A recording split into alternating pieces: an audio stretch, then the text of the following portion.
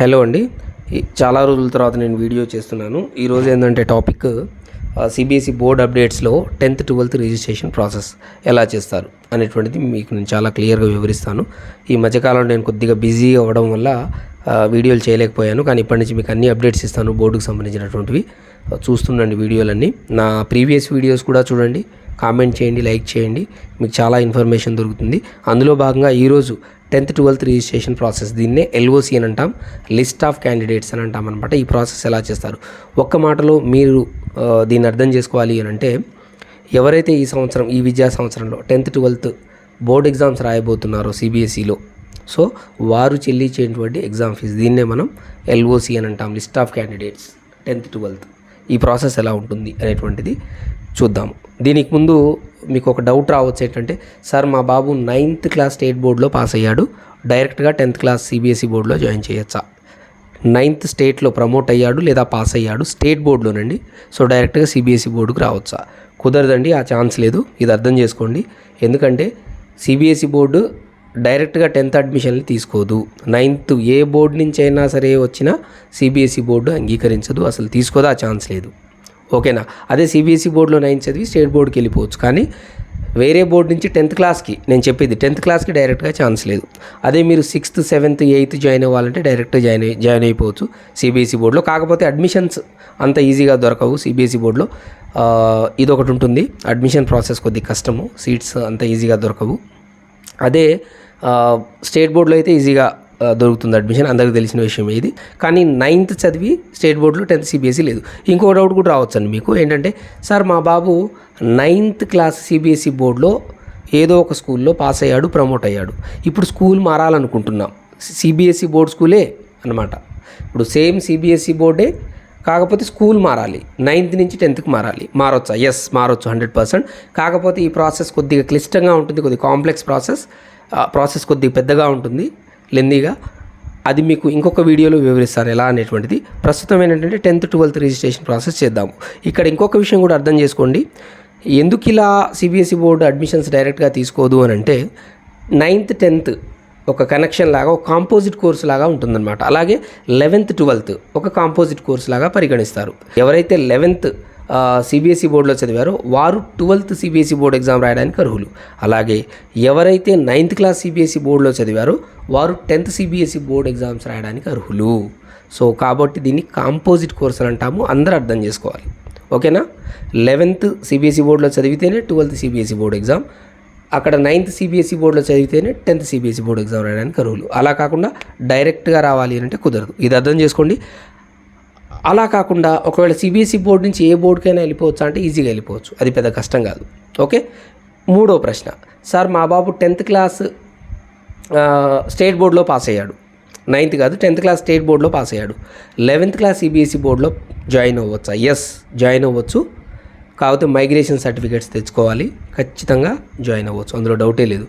State బోర్డులో 10th pass అయ్యి 11thలో సిబిఎస్ఈకి రావచ్చు, 12th సిబిఎస్ఈ బోర్డు ఎగ్జామ్స్ రాయొచ్చు.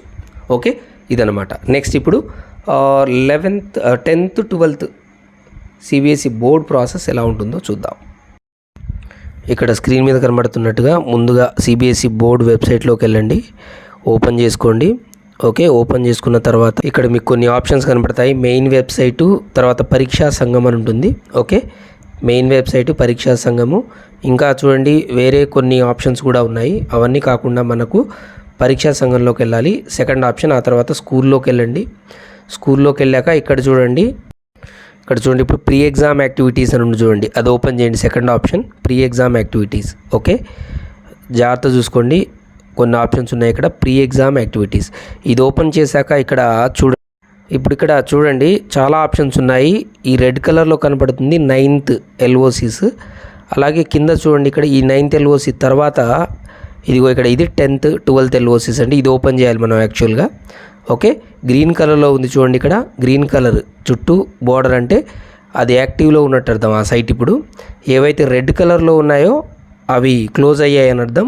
ఓకే, ఏవైతే బ్లూ కలర్లో ఉన్నాయో అవి ఎప్పుడు ఆల్వేస్ యాక్టివ్లో ఉంటాయని అర్థం. ఇప్పుడు మనం ఓపెన్ చేయాల్సిన సైట్ ఏంటండి? 10th 12th. ఓకే, ఓకే, ఇప్పుడు ఇక్కడ చూడండి పాస్వర్డ్, యూజర్ నేము, పాస్వర్డ్ ఇవి ఎంటర్ చేయాల్సి వస్తుంది, క్రెడెన్షియల్స్. సో దానికి ముందు ఇక్కడ అందరూ ఒక విషయాన్ని అర్థం చేసుకోండి. ఇక్కడ చూడండి 2 ఆప్షన్స్ కనబడుతున్నాయండి పైన. రిజిస్ట్రేషన్, లాగిన్ అని ఉన్నది చూడండి ఇక్కడ పైన. Registration, login. చాలామంది ఇక్కడే పొరబడుతుంటారు, ఈ ప్రాసెస్ ఇక్కడే చాలామంది పొరబడుతుంటారు. డైరెక్ట్ లాగిన్లోకి వెళ్ళిపోకండి, ఫస్ట్ రిజిస్ట్రేషన్లోకి రండి. ఓకే, ఇక్కడ చాలామంది చేసే పొరపాటు ఏంటంటే డైరెక్ట్గా చాలామంది లాగిన్లోకి వెళ్ళిపోయి ప్రయత్నిస్తారు, ఓపెన్ అవ్వదండి సైట్ అట్లా. ఓకే, ఇక్కడ ముందుగా ఇక్కడ రిజిస్ట్రేషన్ అని ఉంది చూడండి, ఆ రిజిస్ట్రేషన్ ఫస్ట్ ఆప్షన్ అక్కడికి వెళ్ళాలి. ఆ రిజిస్ట్రేషన్లోకి వెళ్ళాక ఏమవుతుందంటే కొన్ని డీటెయిల్స్ అడుగుతుంది ఫస్ట్ పేజ్లో. Principal phone number, principal details, ఈ టెక్నీషియన్ ఎవరు ఈ ప్రాసెస్ చేస్తున్నారు, ఈ డీటెయిల్స్ అన్ని ఇచ్చాక సబ్మిట్ కొట్టాక అటు తర్వాత మాత్రమే లాగిన్లోకి వెళ్ళాలి, అప్పుడు మాత్రమే లాగిన్ అవుతుంది. ఇది గమనించండి, చాలా కేర్ఫుల్. ఎందుకంటే చాలామంది ఇక్కడే అసలు ఓపెన్ కావట్లేదు, పాస్వర్డ్ కరెక్టే అయినా ఓపెన్ అవ్వట్లేదని ఇబ్బంది పడుతూ ఉంటారు. అది తప్పు. పాస్వర్డ్ కరెక్ట్ అయినా, మీరు ఇచ్చేటువంటి క్రెడెన్షియల్స్ కరెక్ట్ అయినా ఓపెన్ అవ్వదు. ఫస్ట్ రిజిస్టర్ చేసుకోవాలి. ఇక్కడ 2 ఆప్షన్స్ ఉన్నాయి, లాగిన్, ఆ బ్లూ కలర్ పట్టీలో లాగిన్ అనే దానికి డైరెక్ట్గా వెళ్ళిపోకుండా ఫస్ట్ రిజిస్ట్రేషన్ చేయండి, ఆ తర్వాత సబ్మిట్ కొట్టి లాగిన్కి వెళ్ళండి. ఓకే, ఆ తర్వాత ఇక్కడ credential, affiliation number, school affiliation number, మీకు ఇచ్చినటువంటి పాస్వర్డ్ ఇవన్నీ ఇవ్వండి. Okay, school affiliation number, user name, password ఇచ్చేస్తే ఇట్లా ఓపెన్ అయిపోతుంది. ఆ తర్వాత మీ ఇక్కడ స్క్రీన్ మీద కనబడుతున్నట్టుగా ఫస్ట్ చూడండి చెక్ లిస్ట్. ఈ చెక్ లిస్ట్ ఏంటంటే ప్రీవియస్ ఇయర్ మీరు ఏదైతే ఎల్ఓసి చేశారో 9th క్లాస్, ఆ చెక్ లిస్ట్ అది తీసుకొని ఏం చేస్తారంటే ఫస్ట్ ఆ చెక్ లిస్ట్ డౌన్లోడ్ చేసుకొని ప్రింట్ తీసుకొని ఆ టోటల్ పిల్లలు, పోయిన సంవత్సరం రిజిస్టర్ అయిన పిల్లలు ఎవరైతే ఉన్నారో అదనమాట. ఇది ఇక్కడ చూడండి 9th క్లాస్ సెలెక్ట్ చేసుకొని చెక్ లిస్ట్ తీసుకోండి, అది డౌన్లోడ్ చేసుకోండి. అది తీసుకున్న తర్వాత దీన్ని ప్రింట్ తీసుకొని ఇందులో ఇంకెవరిదైనా మిస్టేక్స్, నేమ్స్ కానీ, డేట్ ఆఫ్ బర్త్ కానీ, ఫాదర్ నేమ్ కానీ ఇట్లాంటివి ఏదైనా మిస్టేక్స్ ఉన్నా, స్పెల్లింగ్స్ ఉన్నా పిల్లలతో ఒకసారి ఈ లిస్ట్లోనే కరెక్షన్ చేసేసి ఏం చేస్తారంటే కరెక్షన్ అయిపోయిన తర్వాత ఏం చేస్తారంటే ఇక్కడ యాడ్ అని మాడిఫై అయిన ఒక ఆప్షన్ ఉంటుంది, అందులోకి వెళ్ళండి. ఓకే, ఇక్కడ మీకు స్క్రీన్లో కనబడుతుంది. ఇక్కడ ప్రాసెస్ చూడండి, ఇక్కడ ప్రాసెస్ చూడండి, యాడ్ ఆర్ మాడిఫై. ఇక్కడికి వెళ్ళి ఇక్కడ పిల్లల యొక్క మీరు కరెక్షన్ చేసినటువంటి ఫామ్లో ఆ నెంబర్ ఉంటుంది, ఎవరిదైతే కరెక్షన్ చేయాలో నేము, ఆ నెంబర్ని ఇక్కడ ఎంటర్ చేసి మీరు ఇలా సబ్మిట్ కొట్టారంటే వాళ్ళ డీటెయిల్స్ వస్తుంది, ఎవరిదైతే కరెక్షన్ చేయాలో వాళ్ళది. ఇప్పుడు స్పెల్లింగ్స్ కానీ, డేట్ ఆఫ్ బర్త్ కానీ ఇక్కడ చేంజ్ చేసుకోవచ్చు, సబ్జెక్ట్స్ కానీ ఏదైనా మిస్టేక్ అయ్యి ఉన్నా ఇక్కడ సెట్ చేసుకొని పెట్టుకొని మీరు సబ్మిట్ కొట్టుకోవాలి. That's it. అప్పుడు ఏమైపోతుందంటే వాళ్ళ డేటా అక్కడ కరెక్ట్ డేటా సబ్మిట్ అయిపోతుంది. ఇట్లా ఏ పిల్లలది అయితే సీరియల్ నెంబర్ ఉంటుందో ఆ పిల్లల సీరియల్ నెంబర్స్ తీసుకొని ఆ సీరియల్ నెంబర్ని మీరు అక్కడ కనుక ఎంటర్ చేసినట్లయితే ఫైండ్లో మీకు వాళ్ళ డేటా మీకు కనపడుతుంది. ఇక్కడ దాన్ని మీరు సబ్మిట్ కరెక్ట్ చేసేసిన తర్వాత ఎడిట్ చేశాక దాన్ని సబ్మిట్ చేసేయండి. That's it. ఇలా ఇది కంప్లీట్గా ప్రాసెస్. ఆ తర్వాత ఏం చేస్తారంటే నెక్స్ట్ ప్రాసెస్, ఆ తర్వాత ఎడిషన్ ఆఫ్ న్యూ అడ్మిషన్స్. అంటే ఎవరైనా డైరెక్ట్గా 10th క్లాస్లోకి వచ్చారనుకోండి, వాళ్ళ డేటాను కూడా మనం ఇక్కడ అప్డేట్ చేసుకునే ఛాన్స్ ఉంది. ఫర్ ఎగ్జాంపుల్ ఇప్పుడు వేరే స్కూల్ నుంచి వచ్చారనుకోండి, వాళ్ళని ఏం చేయాలంటే ఇక్కడ ఎడిషన్ ఆఫ్ డేటా అని ఉంటుంది. ఇక్కడ చూడండి యాడ్ అని ఉంటుంది, దాన్ని కొట్టినట్లయితే మీకు ఇక్కడ డేటా ఎడిషన్ అనేటువంటిది మీకు వస్తుంది. అంటే అక్కడ వాళ్ళ డీటెయిల్స్ కింద ఇచ్చినట్లయితే ఇక్కడ మీరు అక్కడ సబ్మిట్ చేసి ఒక నెంబర్ ఉంటుందన్నమాట, ఎల్ఓసి నెంబరు. ఆ ఎల్ఓసి నెంబర్ని మీరు ఇక్కడ ఎంటర్ చేసినట్లయితే వాళ్ళ డీటెయిల్స్ మొత్తం వచ్చేస్తుంది. అంతకుముందు ఎలా అయితే ఎంటర్ చేశారో ఆ స్కూల్లో అదే డీటెయిల్స్ ఇక్కడ చూపిస్తుంది. మీరు వాళ్ళ డేటాని యాడ్ చేసుకోవచ్చు. ఓకే, ఇదనమాట యాడింగ్ న్యూ అడ్మిషన్. ఫస్ట్ ఏం చేసాము, కరెక్షన్ చేసాము, చెక్ లిస్ట్ తీసుకున్నాము, మన స్కూల్లో ఉన్న డేటాని మనం కరెక్ట్ చేసుకున్నాము అందరి పిల్లలై. ఆ తర్వాత వేరే స్కూల్ నుంచి వచ్చినటువంటి డేటా ఏదైతే ఉందో, అడ్మిషన్ ఏదైతే ఉందో ఆ అడ్మిషన్ ఇక్కడ